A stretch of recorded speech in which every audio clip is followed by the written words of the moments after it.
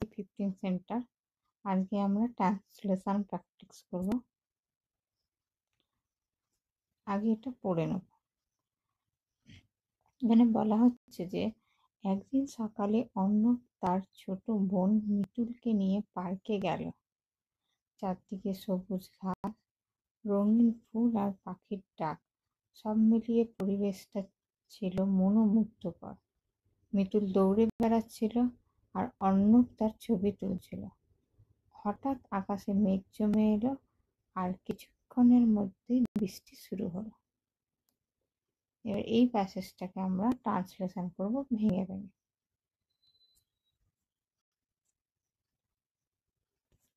যে একদিন সকালে, এটাকে আমরা লিখতে ওয়ান মর্নিং, অর্ণব তার ছোট বোন মিতুলকে নিয়ে পার্কে গেল। এখানে অর্ণব হলো সাবজেক্ট, ভার্ব ওয়েন্ট আর অবজেক্ট হচ্ছে হিজ লিটল সিস্টার মিতুল। তাহলে পুরো বাক্যটি এরকম দাঁড়ায় যে Arnab went to the park with his little sister Mitul.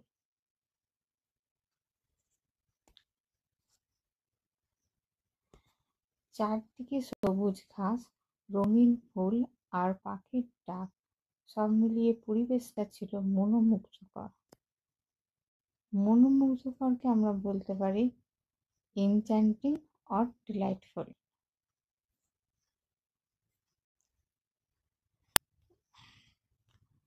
এর বাক্যটা এরকম হবে, all around there was green grass, colorful flowers and birds chirping. The whole atmosphere was enchanting. Birds chirping মানে হলো পাখিরা ডাকছে বা পাখির কিচিরমিচির ধ্বনি, সেটাকে বার্ডস চার্পিং বলা হচ্ছে।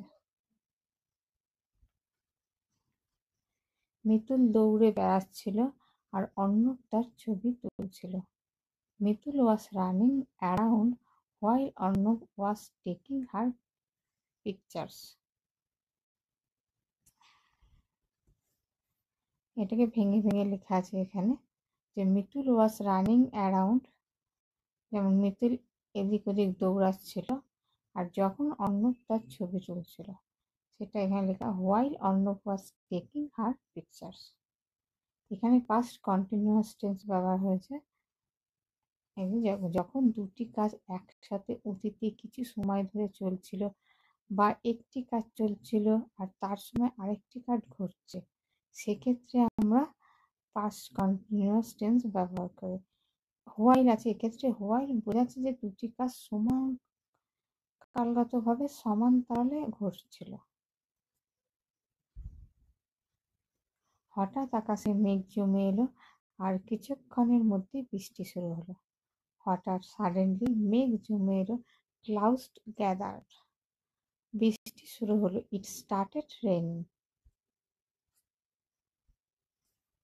এটার সেন্টেন্সটা ইংলিশে এরকম হবে, suddenly clouds gathered in the sky and within a short time it started raining.